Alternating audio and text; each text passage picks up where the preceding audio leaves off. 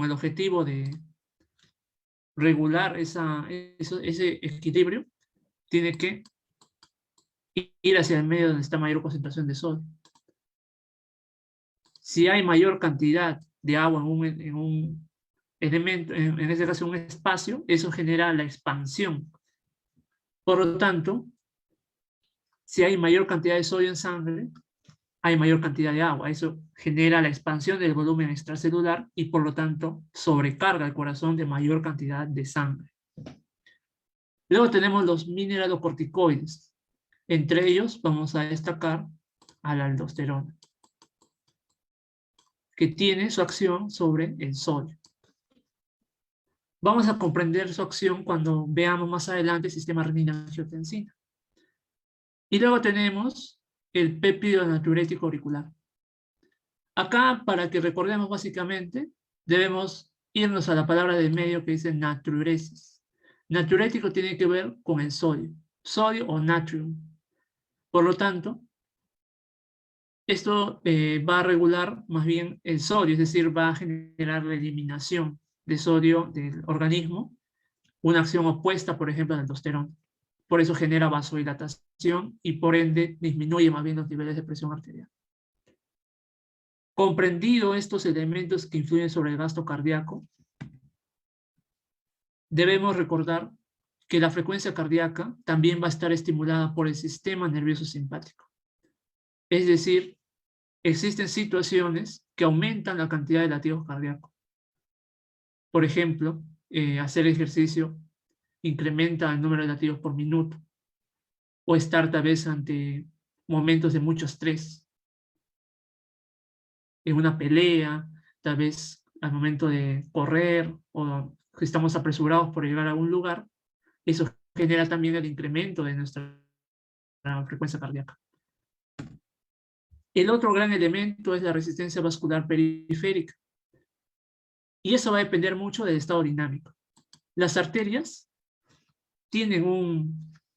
las paredes son distensibles, es decir, si aumenta, por ejemplo, la cantidad de sangre, los vasos se ajustan a eso, aumenta su tamaño para poder regular la presión arterial. Esto depende mucho de qué tan saludable esté el endotelio. El endotelio viene a ser una serie de células que están justamente en contacto con la sangre y que ya dejó de ser hace mucho tiempo solamente un tapiz celular, sino que en realidad es casi como el cerebro de los vasos sanguíneos, porque sobre el endotelio actúan diferentes factores. Tenemos humorales, neurales y locales. En el fondo, lo que generan cada uno de ellos es la vasoconstricción o la vasodilatación. Eso es fundamental para regular los niveles de presión arterial. Si el vaso se dilata, disminuirá la presión arterial. Si el vaso se contrae, aumentará. Tenemos entonces los factores humorales, entre los que vamos a destacar elementos vasoconstrictores y vasodilatadores. Entre los vasoconstrictores, por ejemplo, estará la angiotensina 2, que se va a comprender mucho mejor cuando veamos el sistema renina-angiotensina. Luego tenemos la endotelina, que también es otro vasoconstrictor, el tromboxano. También tenemos a los leucotrienos. Y los vasodilatadores, el óxido nítrico, las prostaglandinas. Y también hay una familia que son las quininas. Las quininas. Entre ellas la bradiquinina. Recordemos ese nombre porque lo vamos a ver en un momento.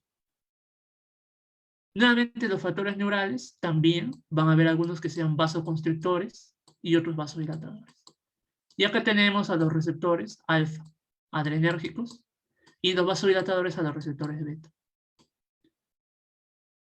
Entonces, cuando estas moléculas interactúan con el endotelio, por ejemplo, los leucotrienos, la angiotensina, la endotelina, el tromboxano, lo que genera es vasoconstricción. Pero si actúa el óxido nítrico, las prostaglandinas, lo que genera es vasodilatación. Y eso, finalmente, es la dinámica con la cual funcionan los vasos sanguíneos. Nuevamente, si se estimulan los receptores alfa-adrenérgicos, vasoconstricción. Si se estimulan los receptores beta, vasodilatación. Finalmente, existen factores locales, es decir, que detecta el propio tejido, ya que existe algo de manera general que está afectando al organismo. Por ejemplo, la hipoxia o el pH, los niveles de pH. Eso también genera que el endotelio tenga que ajustarse, porque imagínense que no recibe oxígeno. Entonces, de alguna forma tiene que retener esa sangre, ¿no? Que nos está, para que finalmente pueda ser perfundido a los tejidos. Muy bien. Hay otros elementos que también intervienen sobre la resistencia y que se van a expresar en la ley de Poussin. Tenemos la viscosidad de la sangre, la longitud de los vasos sanguíneos y el radio, de los cuales estos dos se consideran constantes. Y por eso, el radio de los vasos sanguíneos es finalmente el que determina cómo se va a comportar cuando aumenta o disminuye los niveles de sangre. Ahora que ya hemos detallado cada una de estas moléculas, todavía hay algo más. Existe una regulación incluso más general. Y acá presentamos al sistema renina-angiotensina-aldosterona. Podemos observar que este sistema actúa tanto sobre el gasto cardíaco como sobre la resistencia. Por ejemplo, estimula que se libere más aldosterona. Y finalmente eso genera mayor reabsorción de sodio. También genera vasoconstricción sobre el endotelio. Detallemos entonces a qué nos referimos con el sistema renina-angiotensina. Existen diferentes situaciones que pueden activar a este sistema. Uno de los que más se describen en los libros es la disminución de la perfusión renal. Es decir, el riñón detecta que no está recibiendo mucha sangre. Por lo tanto, para ello, sus células del aparato yuxtaglomerular liberan renina.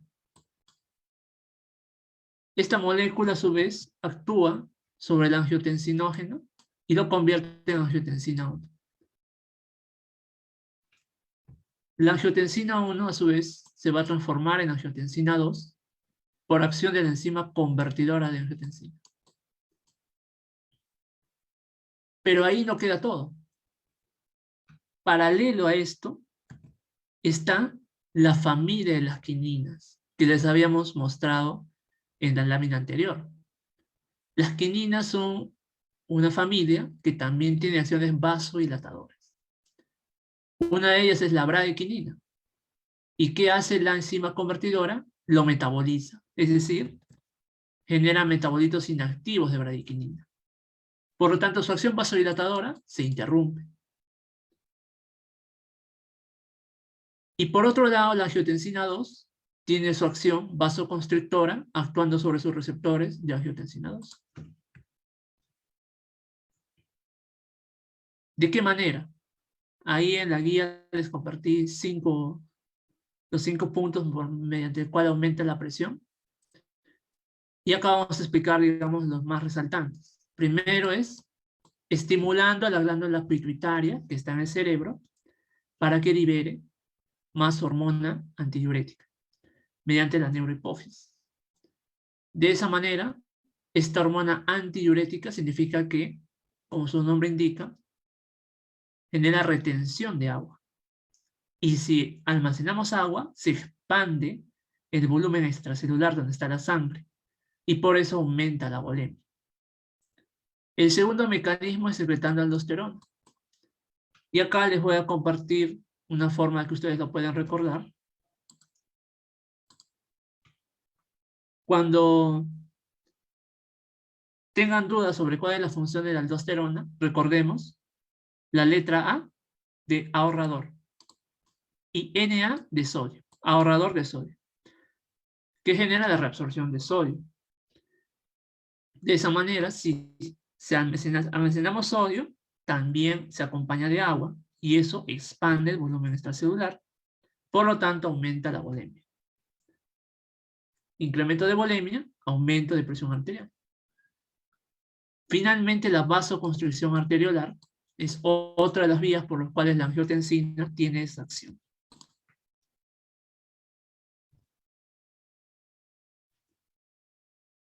Hemos comprendido lo esencial que nos va a ayudar ahora a arribar finalmente al tema de hipertensión. Cuando alguna de estas vías se encuentra afectada, y a eso lo sumamos las condiciones genéticas, ambientales, puede desembocar en hipertensión primaria.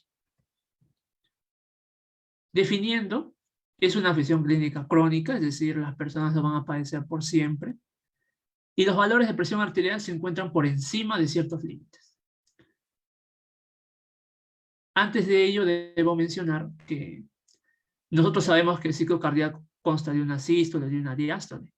Por lo tanto, la fuerza con la cual la sangre llega a las paredes de los vasos no va a ser la misma en la sístole, es decir, cuando se contrae, que cuando el corazón se relaja. Por eso, definimos una presión arterial sistólica y una presión arterial diastólica.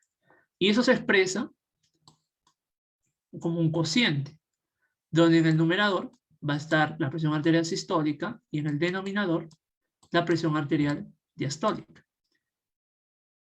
Cuando el corazón se contrae, será sistólica, y cuando el corazón se relaja, será diastólica. Y ahora vamos a llegar al kit del asunto. Recordemos que al señor Enrique le habían encontrado valores de 135. ¿Eso será hipertensión, prehipertensión? ¿Será presión normal elevada? Vamos a ver eso. A lo largo de los años, diferentes reuniones de especialistas han propuesto valores para hipertensión. Tenemos a la Joint National Committee del 2003, que plantea justamente esta clasificación en función de estos niveles de presión. Iremos describiendo que se considera normal cuando es menor a 120 la sistólica y menor a 80 la diastólica. Y a partir de 120 hasta 139 se considera prehipertensión en la sistólica. Y la hipertensión la divide en dos etapas, o 2 grados, la 1 y la 2. Por lo tanto, acá, cuando hablamos de hipertensión, sin distinguir los grados, diremos que es cuando es mayor o igual a 140.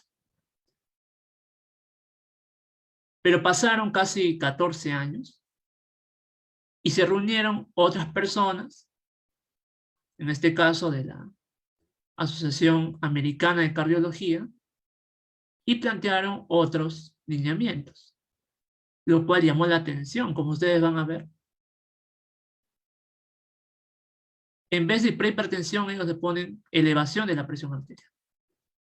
Y el gran cambio está acá. La hipertensión de grado 1, la guía de 2017 lo considera de 130 a 139. Entonces acá, el señor Enrique, recordemos que tenía 135. Por lo tanto, la pregunta es, ¿estará en prehipertensión o en hipertensión de grado 1? Y lo demás permanece casi igual, a excepción de la hipertensión de grado 2, que se considera de 140. Es decir, lo que la de 2003 considera como grado 1, ellos lo consideran como grado 2.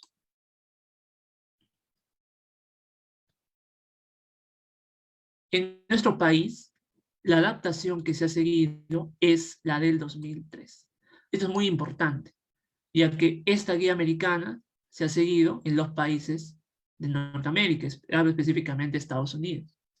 Entonces, en Perú, en Latinoamérica, se ha seguido este modelo, porque se ha visto sobre todo que, imagínense, encontraríamos más personas diagnosticadas de hipertensión al darle al tener en cuenta estos valores.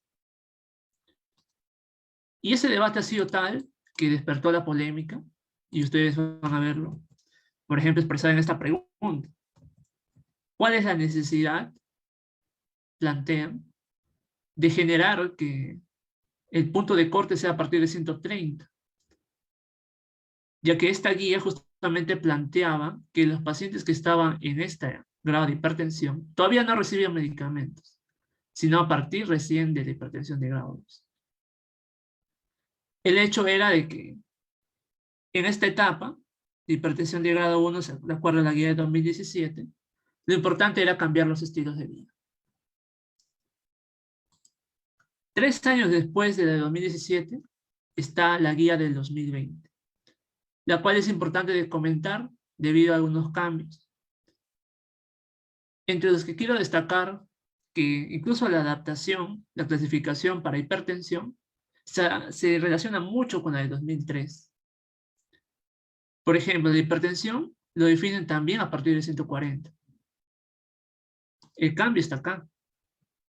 Lo normal lo consideran menor a 130.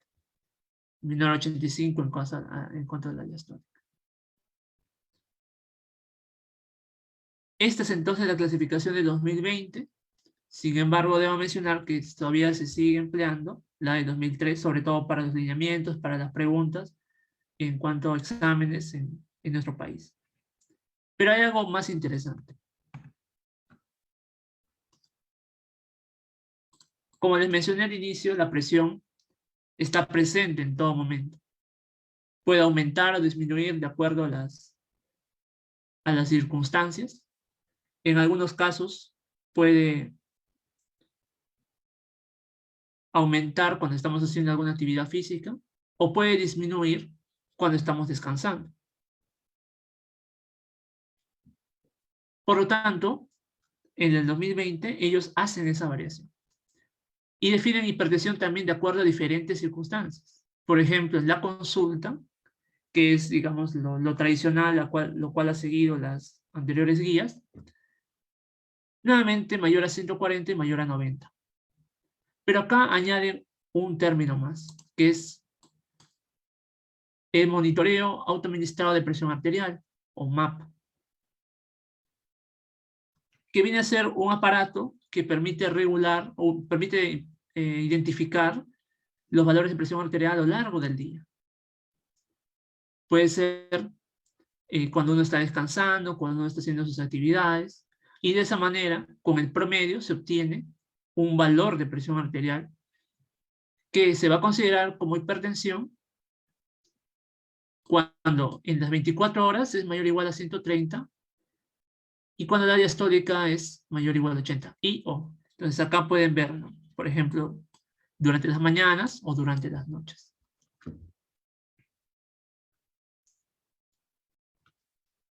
Por lo tanto, existen situaciones en las cuales los pacientes, cuando llegan a consulta, pueden incrementar sus niveles de presión. Incluso puede generar una falsa hipertensión o hipertensión de bata blanca. Por eso es que también se recurre a este monitoreo para solucionar este tema que puede presentarse en la consulta. Y finalmente tenemos también otra definición que es de hipertensión sistólica aislada.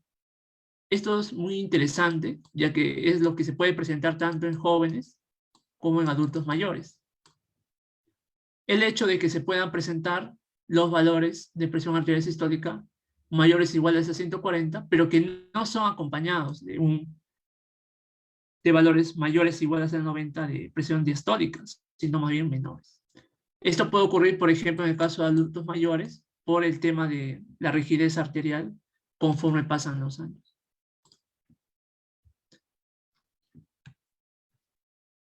En esta imagen, básicamente he colocado la representación de lo que es el monitoreo administrado de presión arterial. Detecta todos los niveles durante el día.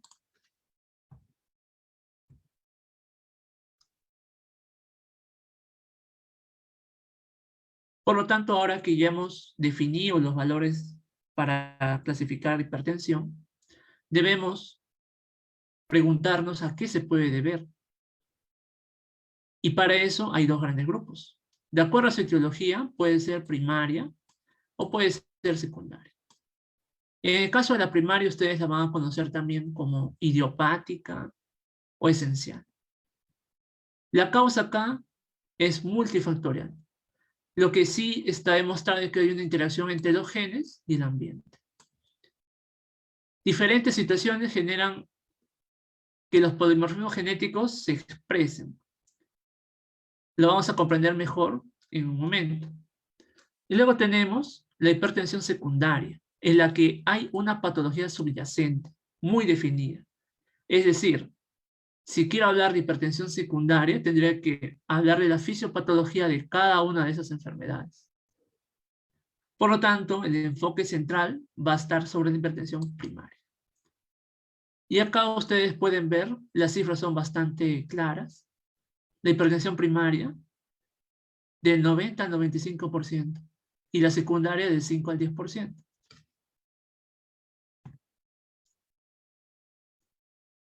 Este es el esquema que me gustaría que puedan recordar.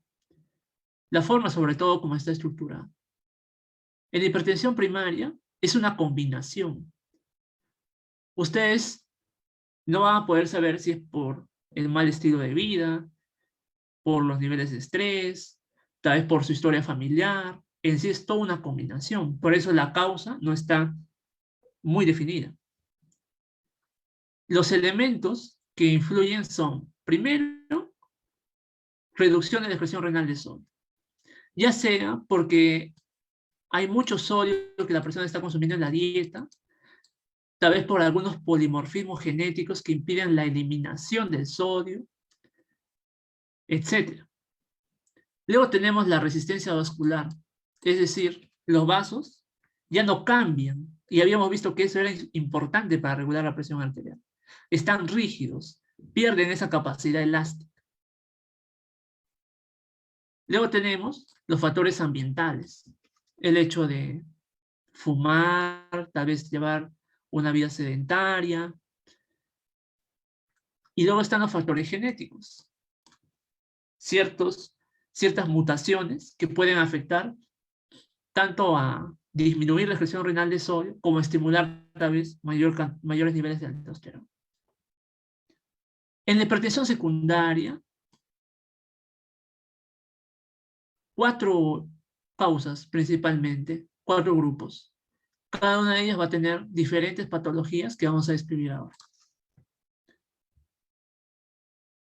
Entonces, ya entrando en el terreno de la fisiopatología, que está muy relacionado con la regulación de la presión arterial, empezaremos describiendo el sodio. Ese mal control del sodio es lo que lleva finalmente a la hipertensión.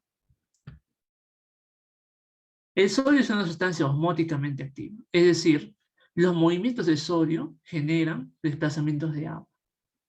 Por lo tanto, el esquema esencial es que si se disminuye la excreción de sodio, por lo tanto, incrementa la presión arterial. Y la pregunta nos debe remitir a la nefrona, porque finalmente acá se lleva a cabo el control de la resorción de sodio y agua.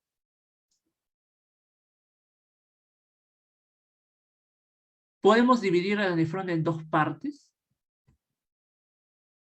Primero estará esta porción del túbulo proximal, y he puesto ahí una cifra que es de 67%. En adelante, estas cifras que voy a colocar hacen referencia a la cantidad de sodio que se está manejando a ese nivel. Es decir, que se va a resolver. El 67% a nivel del túbulo contorneado proximal. Estos valores están en función al libro de Guyton. Y en la otra parte de la nefrona, a nivel del asa ascendente gruesa de Henle, 25%.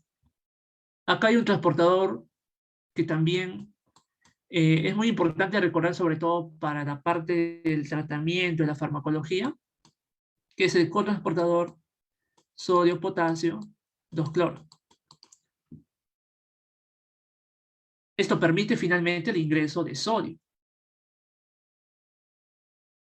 Entonces, una forma farmacológica de evitar eso y que se elimine más bien el sodio es bloquear, impedir que este cotransportador actúe. De esta manera el sodio se queda en el extracelular y es eliminado. Luego tenemos a nivel del túbulo contorneado distal el 5%. Acá también va a haber, por ejemplo, el cotransportador sensible a tiazidas, o también conocido como NCC. De esa manera también se va a controlar los niveles de sodio. Y también en el túbulo colector el 3% de sodio. Acá sobre todo actúan los diuréticos ahorradores de potasio. Entonces, tener en cuenta estos porcentajes de sodio es importante para comprender la acción de los fármacos, sobre todo los diuréticos, que tienen como objetivo regular los excesos de este elemento químico.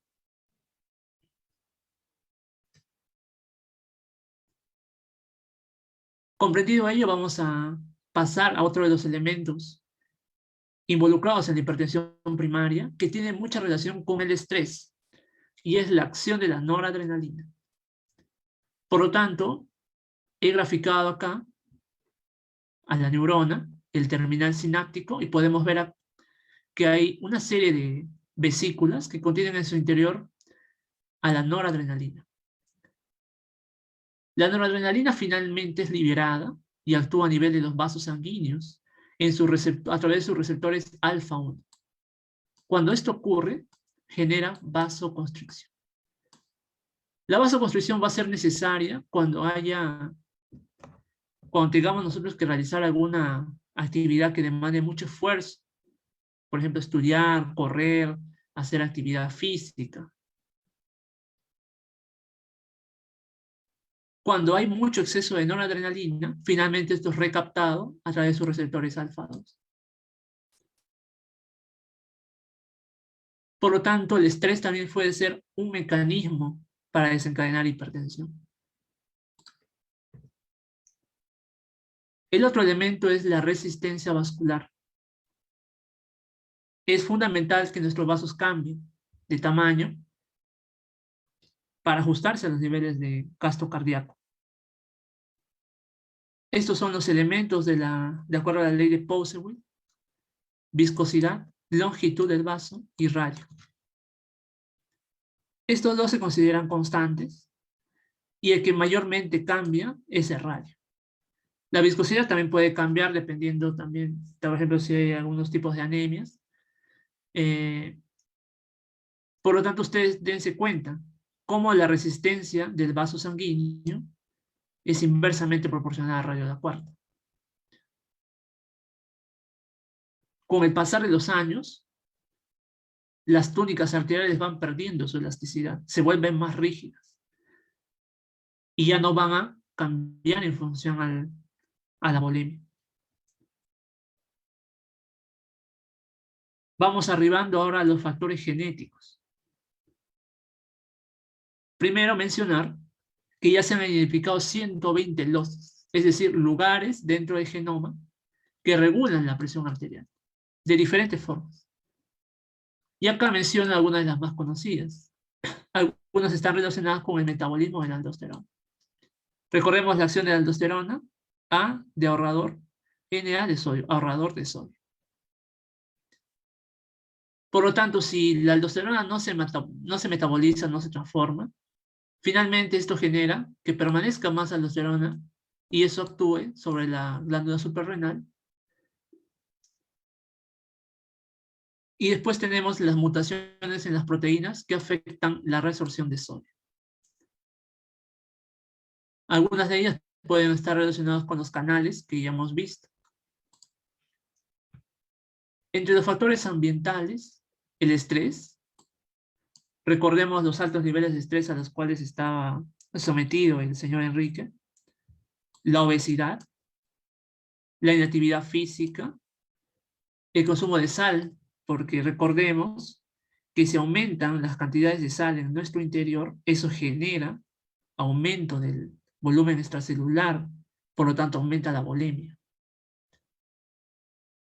Y también malos hábitos como el tabaco, sobre todo por el daño endotelial. Hemos visto que hay algunas moléculas, algunos factores que generan vasoconstricción, y eso sobre todo se va a ver mucho en el hecho de fumar. Toda la vía inflamatoria que está relacionado genera a la larga vasoconstricción, y es muy peligroso el daño porque acá actúa sobre el endotelio. Y si actúa sobre el endotelio, está actuando sobre el cerebro finalmente de los vasos sanguíneos. Presento además otras dos vías involucradas, sobre todo que están descritas en la revisión de Nature. Tenemos al péptido natriurético, como les mencioné en las primeras láminas. Su acción más bien es lo contrario, disminuye la volemia, regula sobre todo el balance de sodio, regula la natriuresis y genera vasodilatación. Y el otro elemento involucrado es el sistema inmunológico. La vía inflamatoria, como podemos ver, la infiltración de los macrófagos cuando entra algún agente, genera mayor sensibilidad de los canales de sodio. Por lo tanto, eso significa que el sodio puede ingresar con más facilidad, lo cual genera el aumento de la presión. Y acá ustedes lo pueden entender mucho mejor. Las células T-helper del linaje 1, que tienen la acción proinflamatoria, más bien incrementan la presión arterial. Al contrario, de los linfocitos T reguladores, que disminuyen. Todo está finalmente relacionado. Vamos arribando ahora a la parte de hipertensión secundaria. Y acá vamos a ir explicando cada una de ellas. En las causas renales tenemos a la estenosis de la arteria renal, una de las más descritas. Básicamente, cuando veamos la palabra estenosis, es un estrechamiento del vaso sanguíneo. Significa que el flujo por esa sección que está disminuida de diámetro es menor. Y eso que lo detecta el riñón. Hemos visto que el riñón, cuando disminuye el flujo sanguíneo, detecta y activa todo el sistema renina-angiotensina. Por lo tanto, esta es la explicación, digamos, más sencilla para la estenosis. Luego tenemos los tumores productores de renina. Acá es incluso más deducible, porque si hay mayor producción de renina, finalmente la angiotensina 2 aumenta su actividad. El feocromocitoma, ese es un tumor secretor de catecolaminas. Las catecolaminas, por ejemplo, la adrenalina, lo que generan es elevar los niveles de presión arterial. Luego tenemos a las causas endocrinas. Tenemos la acromegalia, y esto está relacionado con la hormona de crecimiento. Por eso los pacientes con acromegalia sufren de hipertensión. El hipertiroidismo, sobre todo relacionado con el aumento de la presión arterial, ya que la hormona tiroidea finalmente regula el gasto metabólico basal. Y también hay una hipertensión que puede ser inducida por el embarazo. Y las causas cardíacas, la coartación de la aorta, es decir, un estrechamiento también de este vaso sanguíneo, que es el más grande. Y este estrechamiento pues, también genera aumento de la presión arterial. Todo lo que tenga que ver con una estenosis, con una rigidez arterial, con una inflamación de los vasos sanguíneos, tiene por respuesta incrementar los niveles de presión arterial. Porque estamos hablando sobre los vasos. Si los vasos no pueden cambiar de diámetro, no pueden abrirse, eso genera que la sangre golpee con más fuerza sobre las paredes y genera mayores niveles de presión arterial. Eso es lo que sucede con la rigidez aórtica y también con la poliarteritis. Con el término poliarteritis, ustedes ya, con la etimología nomás, pueden deducir que es una enfermedad inflamatoria de los vasos de mediano y pequeño calibre. Y las causas neurológicas están relacionadas mucho con los factores locales. Habíamos visto que el pH y la hipoxia regulan los niveles de presión. Y eso es lo que puede ocurrir en la apnea obstructiva del sueño. Y en esos momentos en los que el paciente se levanta a las 3, 4 de la mañana, ocurren momentos de hipoxia que a la larga pueden desembocar en presión arterial. Ahora que ya tenemos este panorama de hipertensión primaria, secundaria, hemos indagado de manera bastante general, voy a ir comentándoles algunos consejos de cuándo sospechar de hipertensión primaria y cuándo no, a partir de estos casos. Entonces, vamos a ir leyendo y les preguntaré si ustedes consideran que esta es una hipertensión primaria o secundaria. Mencionar también que estas 3 preguntas que vamos a leer son extraídas de lectura. Entonces, en este primer caso vemos que una mujer de 25 años acude a ginecología porque desea tener un bebé pronto. Y como pueden ver, es una paciente que no toma medicamentos. Recordemos también que hay una hipertensión secundaria inducida por fármacos. No fuma y bebe alcohol de manera ocasional. Ustedes se dan cuenta también que hace ejercicio de manera regular y también tiene una dieta saludable. Hay un antecedente importante, que su papá falleció por una insuficiencia cardíaca. Ella informa que su presión arterial siempre salta durante las visitas al médico debido a la hipertensión de bata blanca. Interesante, o sea, ella está asumiendo eso, pero acepta someterse a pruebas para asegurarse de que no haya causas subyacentes. Y en este angiograma, ustedes van a ver que esta es la arteria renal y tiene un aspecto un poco peculiar. Es como si fuese un collar.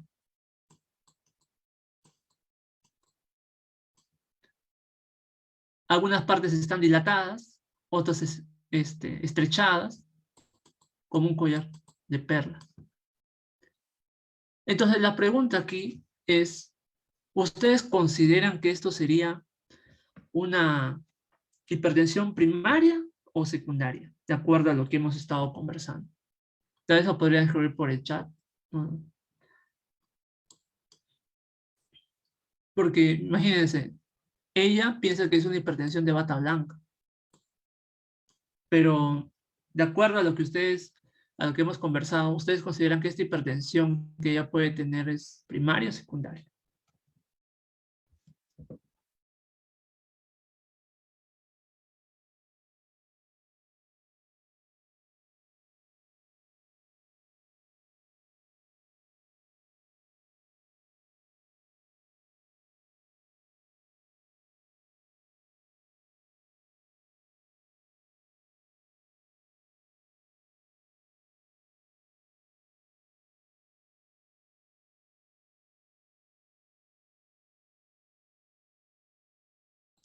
Gracias.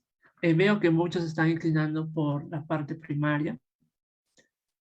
Nuevamente recordemos que la hipertensión esencial, primaria o idiopática tiene muchas causas. Pueden ser factores genéticos, puede ser alguna historia compatible con hipertensión o con otras enfermedades. Pero acá hay algo importante. El angiograma ya presenta algo que no es normal. Lo que estamos viendo acá es una estenosis renal. Y la estenosis renal es una causa de hipertensión secundaria.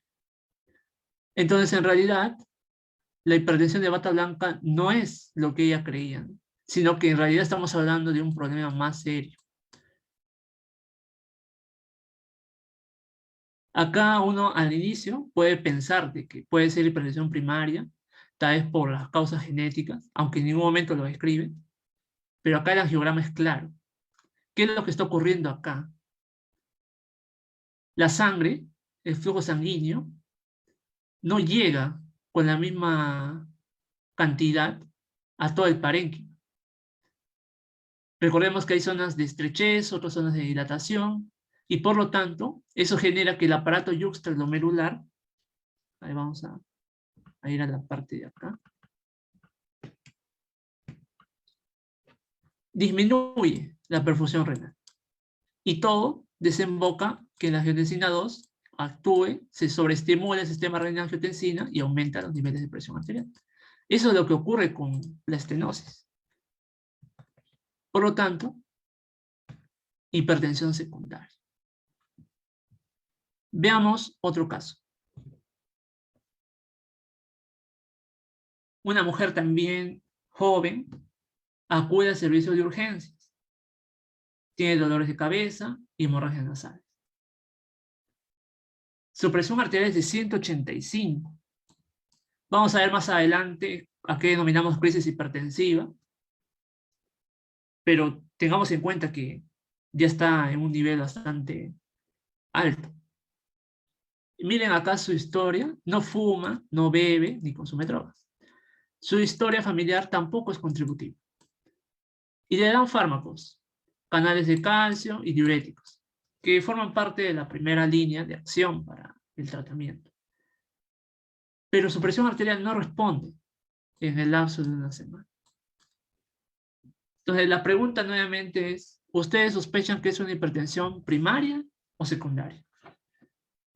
¿Qué consideran ustedes? Pueden escribirlo por el chat para ir comentando.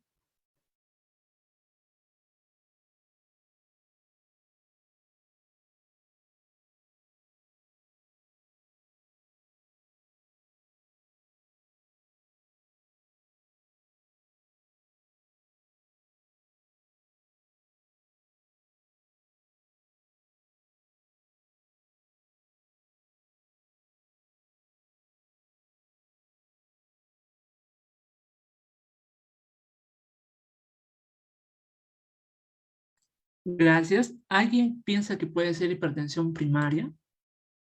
Gracias, Grace.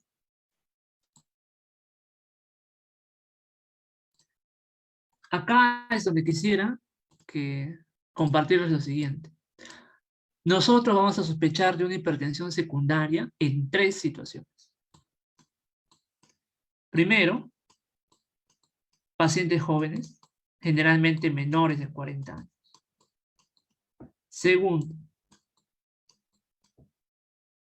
no responden al tratamiento tradicional. En este caso, los diuréticos tiazídicos, los ahorradores de potasio. Y el tercer caso es que su presión está normal y de repente se eleva.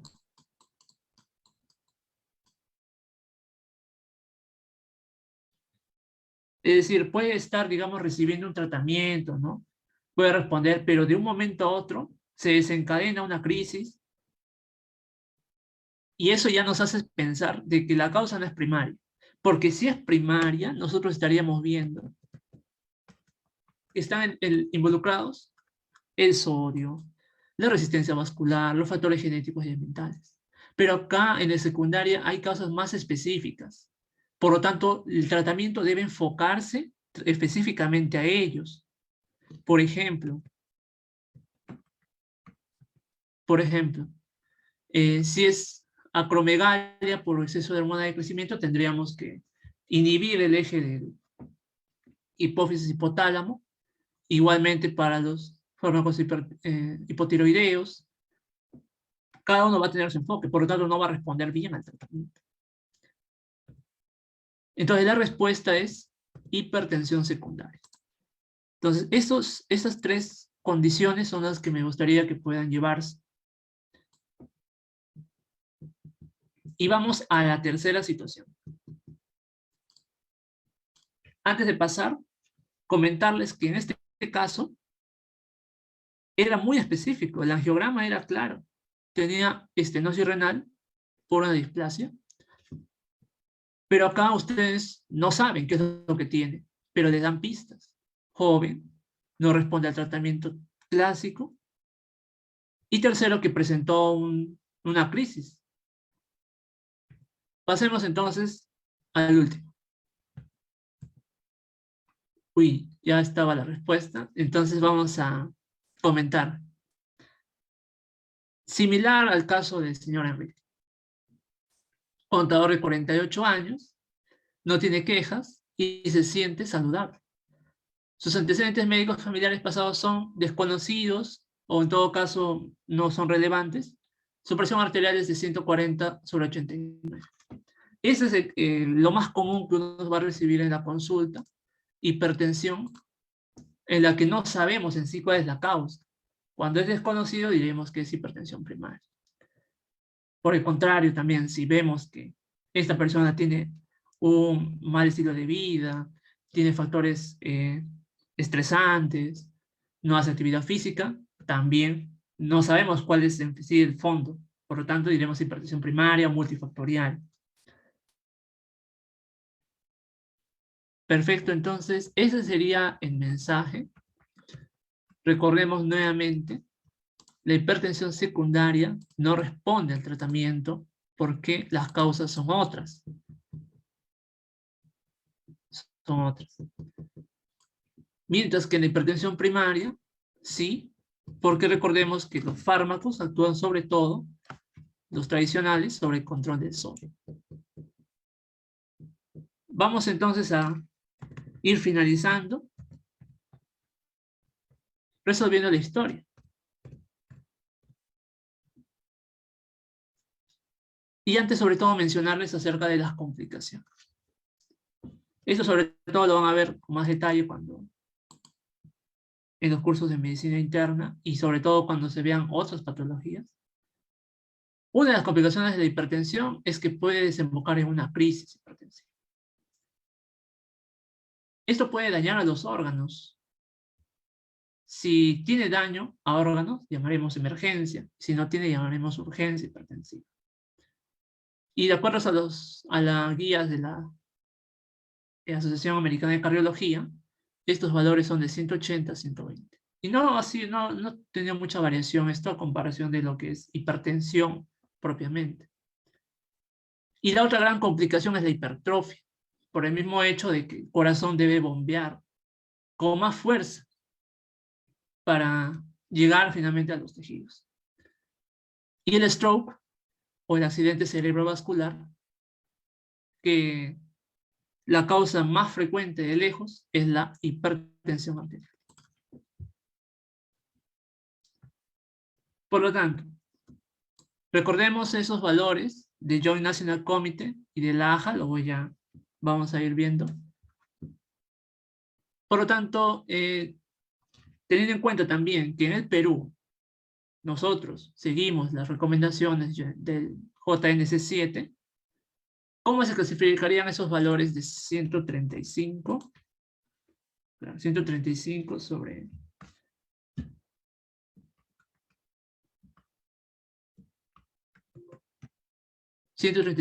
85.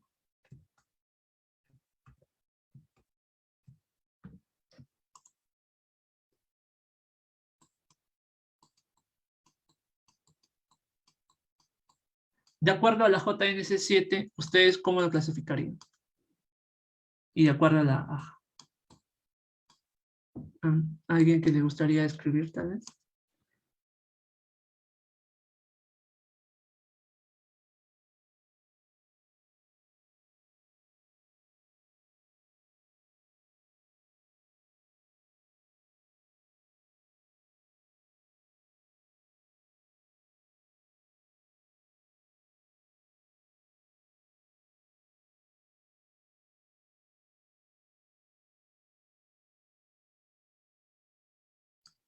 Muchas gracias. Efectivamente, de acuerdo a la Young National Committee sería una prehipertensión y de acuerdo a la AJA sería hipertensión. Como seguimos, de acuerdo a la guía de MINSA de 2015, estaría el señor Enrique en una prehipertensión. La segunda pregunta, de confirmarse el diagnóstico, ¿sería primaria o secundaria? ¿Cuál consideran ustedes?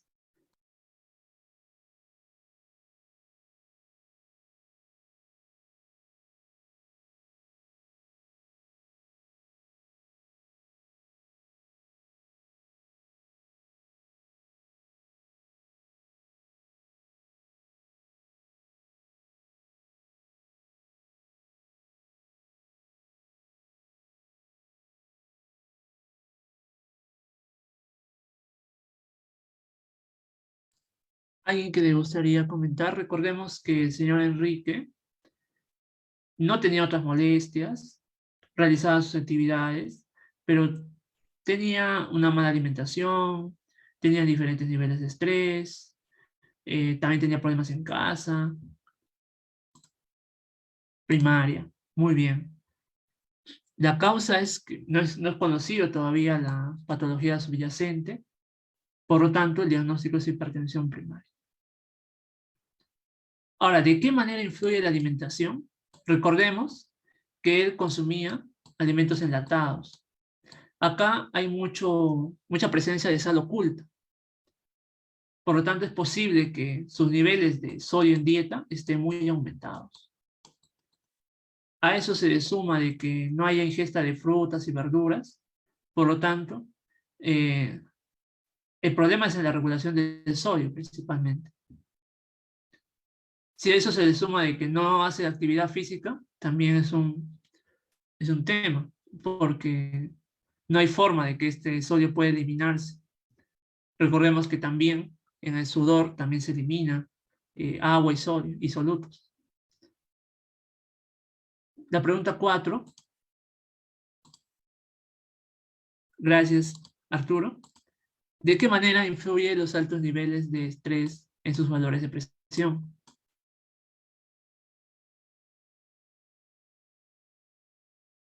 Uno de los factores de riesgo es estar sometido a altos niveles de estrés. Y eso sobre todo es porque se activa el sistema simpático, eso actúa sobre la frecuencia cardíaca, incrementa la frecuencia cardíaca, sobre todo el estado en ocasiones muy acalorado, y eso genera a la larga que aumente el gasto cardíaco. Ese es otro elemento que influye. Y la quinta pregunta es, ¿de qué manera influye la historia familiar de Enrique en sus valores de presión arterial?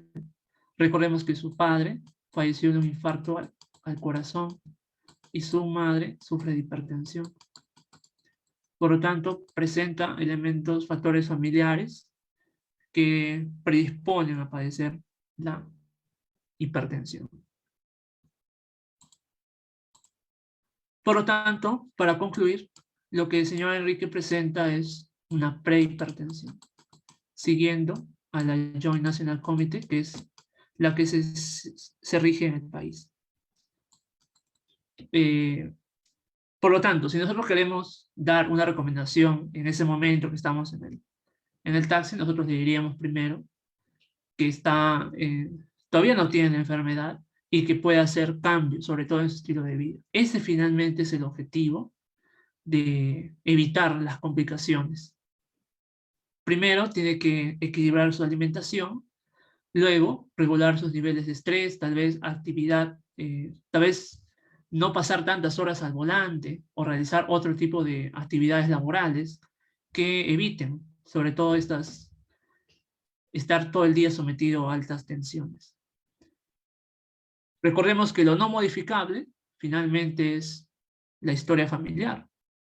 Todo lo demás se puede modificar y para ello va a ser fundamental tanto la predisposición de la persona como también el apoyo de ustedes como futuros médicos. Por lo tanto, eso sería la presentación de hoy. Antes de finalizar, quiero recomendarles a todos este libro, que es La fisiopatología hecha ridículamente simple. Esa es la serie de libros de Aaron Berkowitz, una serie de libros bastante difícil de encontrar. Y hay otro libro también que es La neuroanatomía, son los que he podido encontrar sobre todo en internet. Las explicaciones acá son bastante sencillas y les va a ayudar a tener una visión general de la fisiopatología, que es lo más importante. Cuando llevemos cursos más avanzados, va a ser importante recordar lo esencial, y eso es lo que está plasmado en este libro. Por lo tanto, concluimos que la hipertensión arterial es una condición clínica crónica que puede ser primaria o secundaria de acuerdo a sus causas. En el primer caso hay múltiples factores, mientras que en el segundo hay una causa conocida. Hasta ahora no hay un acuerdo, digamos, general. Recordemos que cada asociación ha lanzado su propia recomendación para definir hipertensión, pero los que se emplean en el Perú siguen siendo las de Joint National Committee de 2003, perdón. Y la hipertensión también es un factor de riesgo importante, por eso es que se estudia y se debe conocer bastante bien, ya que con eso podemos prevenir la enfermedad cerebrovascular y el infarto agudo al miocardio. Esa sería entonces la presentación de ahora. Les agradezco mucho por la atención.